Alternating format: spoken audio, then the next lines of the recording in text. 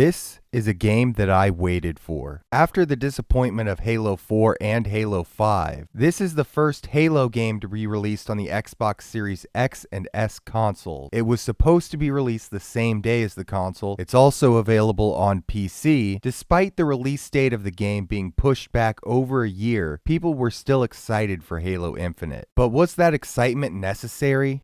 Let's start with the biggest change, level design. Instead of making individual levels for the player to play through as the campaign goes along, you are put in a semi-open world. Calling it entirely open wouldn't be true. This does two major good things for the game. It adds more variety to the gameplay and lets you say that the game is an open world game. The bad is that it feels like it takes forever to get from one location to another, and it breaks up the story progression. So unless you've been paying attention to everything going on, you may get lost because of how long it's been since you did a story mission. The one tip I would give everyone is that you should capture all of the forward operating bases, FOB locations on the map, ASAP. They act very similarly to the viewpoint system in Assassin's Creed, one of the most copied parts of those games. It creates a fast travel location so that you can fast travel from anywhere on the map, shows where certain collectibles are, and will let you get weapons and vehicles from drop-offs. From that point, you should just focus on the Spartan point. After that, you can do what I did. Try to get all of the collectibles before you go to the next mission, but I wouldn't recommend that. There are so many in this game, with all of the FOB locations, Spartan points, high-value targets, Marine squads to rescue, banished propaganda towers, UNSC audio log, banished audio logs, skulls, ring data, and there's Mjolnir armor collectibles that can only be used in multiplayer. But this is about the single-player experience.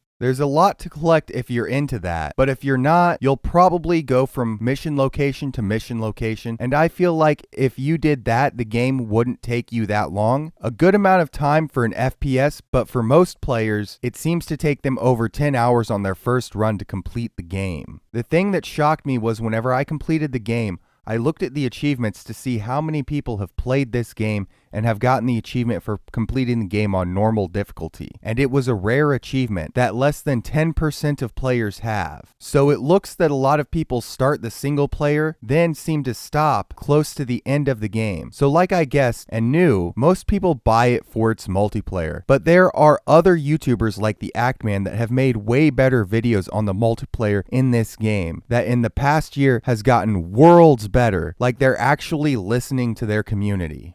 Now let's talk about the setting of the game. During Halo 5 Guardians, Cortana and other artificial intelligences rebel against the UNSC and take control of Forerunner weapons and take over the galaxy. The Banished, a group of alien and human mercenaries, also start to fight against the UNSC and Cortana, led by a brute named Atriox. The game takes place on Installation 07, another Halo that seems to be rebuilding itself. You play as Master Chief John 117, who shows up on the UNSC Infinity and is immediately attacked by the Banished, and Master Chief is beaten by Atriox and thrown into space. With John defeated, the Infinity is destroyed and all hope appears lost. But 6 months later, he is found by a UNSC pilot adrift in space. Once Master Chief is back, the pilot tries to convince Master Chief to flee. He refuses and continues the fight. They return to the ring where John finds the weapon, an exact copy of Cortana, designed for capture and deletion. But when the weapon has not deleted herself, as was her mission protocol, John retrieves the weapon and experiences visions of Cortana left as residual data. The ring seems to be controlled by the Banished and their new leader Escharum after the death of Atriox. Chief starts by looking for any Spartans that might still be alive, only to find out all have been killed by the hand of Atriox, a group of Spartan killers. While inside a Forerunner installation, Chief runs into an AI caretaker of Installation 7, Despondent Pyre, who tries to warn John about what is imprisoned on this spire, but is destroyed by the Harbinger, an alien woken by the Banished. The Harbinger has allied with the Banished that plan on freeing her so that they can use the ring on Earth. After defending the pilot from another attack, and he learns that there are Spartan killers here, he reveals that he isn't a soldier. soldier, just a civilian engineer on the Infinity when it went down, and stole the Pelican to flee. John admits his own failures in not being able to save Cortana. Following that, Chief and the weapon stop the Halo from repairing itself, but are unable to stop a section of the silent auditorium being built. When Harbinger attempts to hack the weapon, Chief attempts to delete the weapon, but the weapon holds off Harbinger and deactivates to failsafe. Asking why John doesn't trust her after seeing an image of Cortana using Guardians to destroy the Brute's homeworld, the weapon realizes that she is a copy of Cortana, asks Chief to delete her so she does not become like her predecessor. Chief refuses, wanting to trust her. During their extraction, the pilot is taken hostage by a Spartan killer, using him as bait to attract Master Chief. John, not willing to leave a soldier behind, follows him into a definite trap. Following the rescue of the pilot, understanding what is going on, Chief and the weapon go to the silent auditorium. There, both John and the weapon learn what happened to Cortana, how she was captured by Atriox after the weapon locked her down, deleting herself once she learned what Atriox was planning. Cortana leaves a recorded message so she could say goodbye to John, and encourages him and the weapon to work together. Following that, Chief destroys the Harbinger, but couldn't stop her from contacting the Endless. With the fight just beginning, you reunite with the pilot, who reveals his name, Fernando Esperanza. The weapon chooses her own name, and there's a post-credits scene and a special cutscene for legendary difficulty. This Halo story is different from the others. It's trying to be more personal on an emotional level so that people see John as more than just a robotic killing machine and more as a person. But at the same time, I feel like there's a little loss of personality. There used to be more side characters that added that human element. If you wanted people to see Master Chief as more of a person, maybe you should make something about how he was kidnapped by Oni as a child, or the time that he got a bunch of ODST to fight him when he was 14. Because I understand what you're trying to do, but to a lot of casual gamers, Halo is a game that's just bang bang, shoot bad guys. If you want people to see him as more of a person, it will take really strong writing, and you will have to get people to play the single player campaign. This feels like the base of a layer of a new direction that Halo is going to take for the next few games. The future looks good, especially if they can build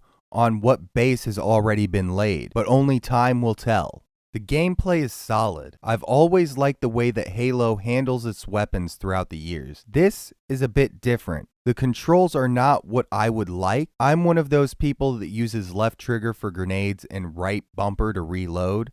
I think that was the default control scheme of Halo 3. The guns feel great in most circumstances. There are a few guns that have no kick and have no power, and there are a few that are just overpowered. And there are variations of certain guns that you can pick up at most FOB locations. Some of them are great, but a few of them are worthless. These variations can only be acquired by completing side objectives and gaining valor or taking down high-value targets for the Covenant and banished weapons. The new thing in this game is the grapple gun and other abilities in the game. I only use 3 of them.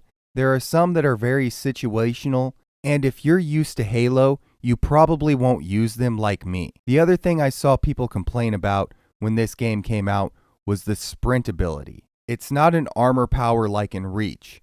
You can sprint all the time. Maybe I should have played Halo 4 and Guardians before this, but I believe you could sprint in those games too. Correct me if I'm wrong. That aside, I think the combat was good, and they need to figure out what they're going to do with the new abilities that you can use. The biggest problem with this game is traversing the map. It can take forever sometimes, and at times you will get stuck in gaps. This is the biggest thing that they need to fix, in my opinion. This was the reason it took me so long to complete the game as well. With the improvements to the game made over the past year, along with Forge mode and the incredible game modes that the community comes up with, there's no lack of content in the game. A single player that will take you over 10 hours, and the multiplayer with hundreds of hours of gameplay, even before you get to the things the community has made with Forge mode. The downside is microtransactions and the live service nature of the game. But even today, with the single player mode being as solid as it is, all things considered, the media got this one right whenever people gave it 8s or 9s. Some people gave it a 7 at release. I would say all of those were justified. all of these modes and the split screen that was delayed and pushed back, but in the position the game currently stands, I'd say an 8 out of 10 is where it should be. There's plenty of room to improve and build on, and that's what you need to do to make another Halo game. But with everything that's happened at 343 Industry over the past 3 years, it leaves me thinking, what is the future of this franchise? With Bonnie Ross gone, and them having to hire 3 people to replace her, along with the layoffs that have hit Microsoft and 343, will the next Halo game build off of the groundwork that has been laid here? Or will they try to put their own spin on the franchise and not use anything that has been done here? That's all that I have to say about the single player of Halo Infinite. But tell me what you thought about the game. Did you like it? Did you hate it? Have you ever played the Halo games? Tell me in the comments section down below. But Halo is one of my favorite series, so it would be interesting to hear what others have to say about it. And now I guess I've got to say it. It would be nice if you liked the video, subscribe to my channel, turn on notifications, even though that system doesn't work and never really has worked right. And next time I make a video, hopefully you'll see it. Thank you for watching, and I'll see you guys next time.